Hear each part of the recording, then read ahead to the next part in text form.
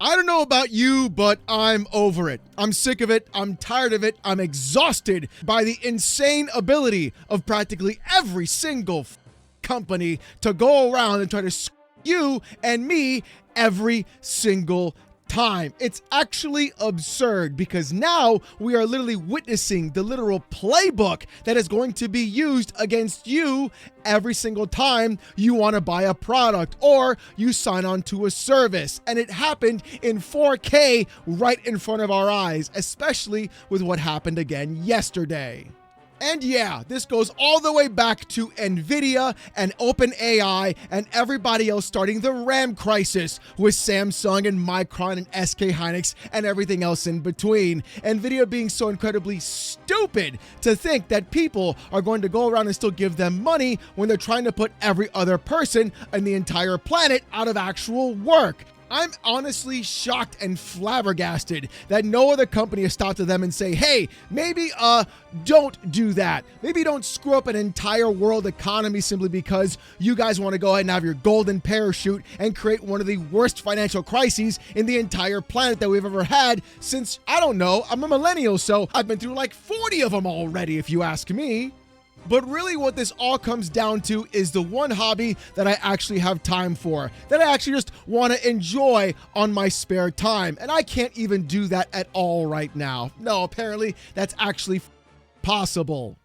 Because Nvidia's insane ability to create the RAM crisis, which they are absolutely 100% benefiting from, is the literal reason why you're going to be seeing game consoles, PC hardware, and everything else exponentially increase in price over and over again. You know how like back in my day, because I'm so old, we used to be able to have consoles decrease in price. Well, not anymore apparently. And it looks like PlayStation has laid out the entire playbook of what's going to be happening to that as well. And the worst part is the RAM crisis isn't going to end anytime soon.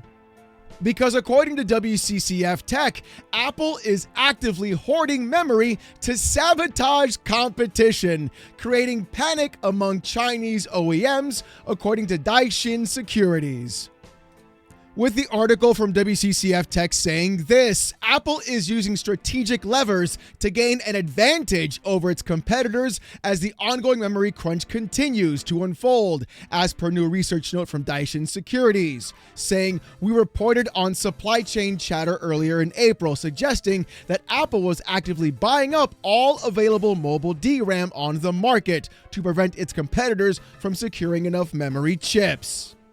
Well, Daishin Securities has just validated at least a part of that supply chain chatter by suggesting that Apple is actively hoarding memory to prevent its competitors from reaching their respective shipment targets, while increasing its own iPhone shipment target to a still conservative 240 million units. Now, I know what you're saying, Alex, this is about Apple and mobile phones. What does that have to do with PlayStation and what happened recently? Well, think about it from this perspective. If you're a company who is successful in selling a lot of hardware consistently over and over again, and you're working with all the other DRAM manufacturers to create long-term agreements, what's the one thing you want to do right now to make sure that you don't get screwed over by not being able to ship your product? That's right, buy up as much DRAM as you possibly can, thereby creating a de facto monopoly in the entire space, and not one because of you having a better product, but a monopoly created because no other competitor of yours can actually have the money available to them to buy the DRAM in the first place because you bought it all first. And this is going to trickle and ripple across every other tech industry as well, creating massive vacuums in the space where competition is truly no longer available, and even then having complete monopolistic control in every piece of technology whatsoever. Literally exactly what Nvidia has always wanted, even though they control 96% of the actual GPU market, while AMD loses its own share to Intel because they're too goddamn incompetent to do anything on their own.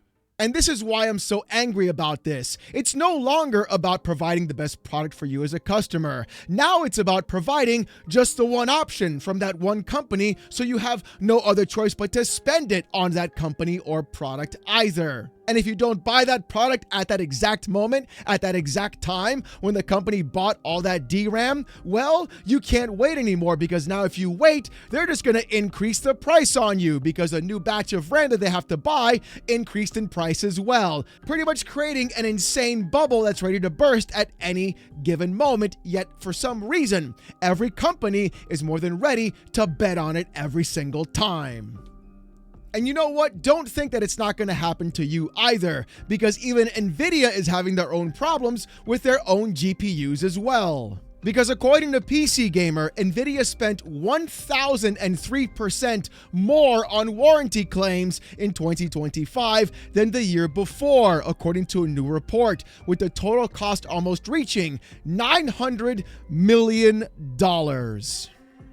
And Tom's Hardware is also reporting this: memory cards and flash drive prices rocket to 124%. Some products peak at 261% jump. Increases from 2025 driven by AI chip shortage across range of formats and capacities.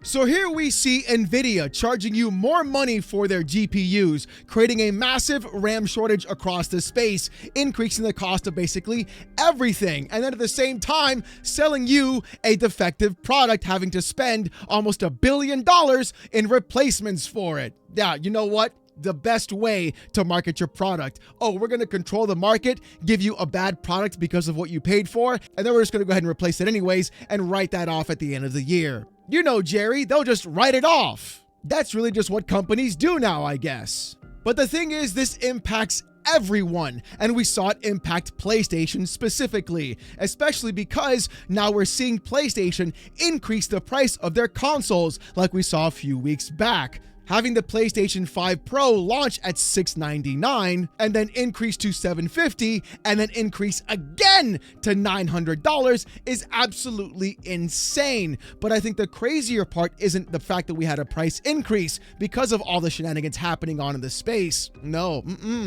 The crazier part right now is how successful that price increase made PlayStation, and literally gave the entire playbook to every other company on the face of the earth. According to VGC, PlayStation 5 hardware sales reportedly reached year highs in the US earlier this month as consumers raced to beat Sony's significant price increase. It's over. It's actually over. We have people running out to buy products they never wanted to buy in the first place, only to go ahead and do it because the price was going to be too high for them to afford later on. Even though 6 years into this generation of gaming right now, these consoles should have been $299 for the standard, $499 for the Pro, and the price increase should have been negligible at best because of what's been going on in the space right now. Instead, every single company held on to as long as they possibly could and sold less product because they wanted to make more money from every single unit sold and not have your system as an actual loss leader and then sell software. No, instead, we get the opposite. Now companies like PlayStation are saying, look, on this day, at this time, you're gonna jump. And instead of consumers saying, you know what, they said, hey, Sony, how high? And here's the really graphic part about the entire thing, right? The part that really just gets under my skin and really just angers me the most about this. PlayStation didn't raise the price the day of the announcement. No. They gave you about a week's notice. They said, hey guys, check it out. In a couple of days, you've got time though, by the way, we're going to raise the price to $900. That's right. Welcome to the $1,000 console after you buy the disk drive and then pay us for the internet that you already pay for to access. Isn't that a fun little grift? So you know what you should do? You better go ahead and get yourself that console right now, because if you don't, you're going to have to spend more money and look like a fool. You don't want to look like a fool, do you? Well, no, nobody does. Go and spend the money. Buy the product right now. Do it right now. Do it. Just spend it. Give us your damn money. And a lot of people who are very smart who watch this channel, which is basically everybody who watches this channel has an IQ of 150. Great job. I'm proud of you. Can't see exactly what's coming down the pipe. But you know what? Let's go to the article and see what actually happened. The VGC article says this: late last month, Sony confirmed plans to increase the price of its consoles by at least $100 across the board. Notably, the premium PlayStation 5 Pro console increased by $150 and now retails for $900. According to Circana's retail tracking service, U.S. weekly unit and dollar sales of PlayStation 5 hardware reached 2026 highs during the week ending April 4th, right as the price increases went into effect. So it appears that many consumers impulsively bought hardware before the price jumps.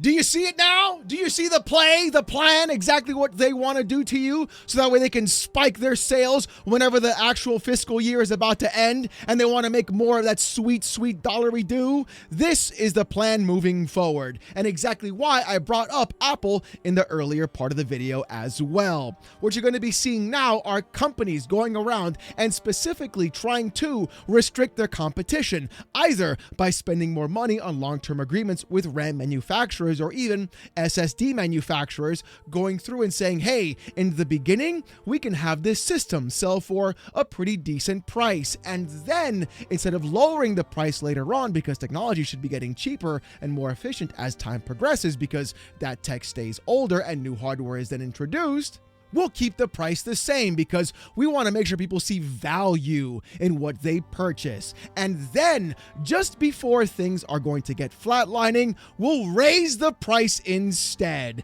That way, everybody will rush out and buy the system because they know they can't wait anymore. And they'll go through and buy the product that they were never going to purchase in the first place unless it was at a lower price. Or we coerce them into buying it by increasing the price artificially. Because that's exactly what they're going to do by hoarding up all that RAM in the first place. Congratulations, boys. That's the playbook. There's the play. That's exactly what every corporation is now going to try to do. Create a full-on monopoly and then give you a price that they feel is appropriate early on, and then exponentially increase that cost on you later on during its life cycle, even though there should be a brand new system coming out, and I guarantee you they're going to increase the floor of what those systems should cost as well.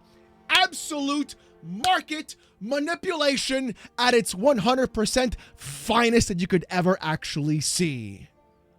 Don't believe me?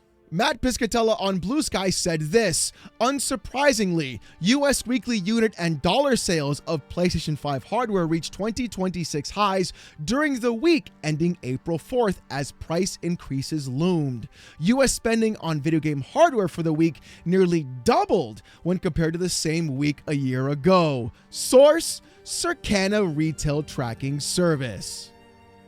You know the term FOMO, fear of missing out? You know, that's what a lot of companies use exclusivity for. You don't want to miss out on this great game that only we have right here on this little piece of plastic box, do ya? Go buy the box for the game. You don't want to miss out on that. Well, now it's FOPI, fear of price increases. And companies will be using this to manipulate you emotionally and financially to go ahead and prove that you are more than willing to jump as high as possible whenever they say the command. You're a good Pavlovian dog, aren't you? Go ahead, bark for daddy. With the article saying this: both Sony and Microsoft previously raised the price of their game consoles last year, driven by the impact of US tariffs, increased memory costs, and broader macroeconomic conditions. Typically, during a console life cycle, prices go down. At this stage of the PlayStation 4's life cycle, the console retailed for as little as $200. However, the PS5 price increases, which Sony blames on the global economic landscape, means that the cheapest digital edition of the PlayStation 5 console has risen by 50%, or $200, since the platform launched in 2020. With Matt Piscatella saying this: a bigger portion of the market is going to people who are more affluent, have higher incomes, and lower income parts of the market are really struggling, he told Edge magazine. That premium gaming space is leaning more and more on the affluent consumer. Piscatella also noted that, quote, we're basically leaving a whole portion of the market to Fortnite, Minecraft, Roblox, and mobile content. And that's pretty much exactly what they're trying to do. They're going to milk every single possible whale they actually can. Oh, sorry, are you too poor to afford your own video game console? Don't worry, we have service-based video games for you, which are actually more predatory, cost more money, and will screw you longer over time simply because that's how they're actually designed. By the way, give us more V-Bucks. Here's more Robux. Did you sign up to Game Pass yet? Don't worry, there's an ad-free supported tier. We'll make it incredibly inconvenient for you to go ahead and play the game and also make you stream it as well. So you'll owe nothing because you don't have enough money either. Congratulations, everything is completely and that's really exactly what's pissing me off about this entire article and what actually happened. We saw people run out screaming, trying to get a PS5 Pro as quickly as possible, spending $750 on a system without a disk drive, mind you, and then having to buy the disk drive for an extra $80 on top of that, and then spending for online. Basically already spending the $900 if you ask me. And then to make matters even worse, what people were in fact doing was proving to companies that consumers no longer have control. They no longer have the ability to say, no, I'm not going to buy your console or your actual product. And what it's showing to every other company is, oh, if we can control the market, if we can be the only product available to them, because every other competitor doesn't have the finances to make the actual long-term agreement contracts with these DRM manufacturers and produce the actual technology that people want to have in their hands to escape for a few minutes after being in their wage cage for 15 hours a day, then we can make all the money on the fucking planet. And that's exactly what they're trying to do. Say goodbye to the fact that you're ever going to get a console below the $299 price point ever again. From now on, you're going to see price increases every single generation, because what every consumer who bought a PS5 Pro before the actual price increase told Sony was, you can go ahead and increase prices, and just before you do, that'll be the red ticket that I need to go ahead and actually spend the money in the first place, even though many people just simply can't afford it.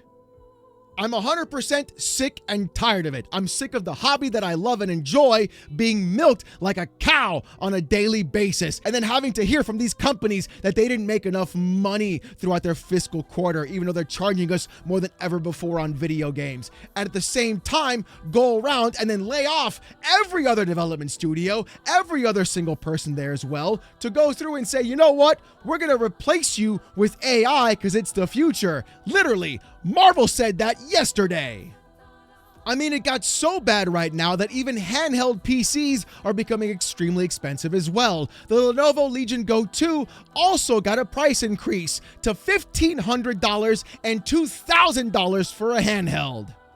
But if you think that's bad, it's gonna get even worse. Because of these price increases and people jumping at the bit to get before that price increase goes into effect, all it shows is that we have now reached the new floor, the new baseline level of what a console will cost. Get ready for the next generation of consoles at the very lowest possible price, being $699. And that's if they're being nice to you, and it's a digital version or a streaming box version, and that's the only way you get to access your games. Want the disc drive? Well, give us another $100. Want everything together with the real edition? That'll be $900. Want even more? $1,200 as well. Jacking up the price, raising the floor, pushing people out of the actual market, and then trying to milk every single whale instead. That's exactly what they're trying to do. And it gets even worse because instead of actually paying for a better system, better graphics, better hardware, you're instead going to be paying for an upscaler and AI.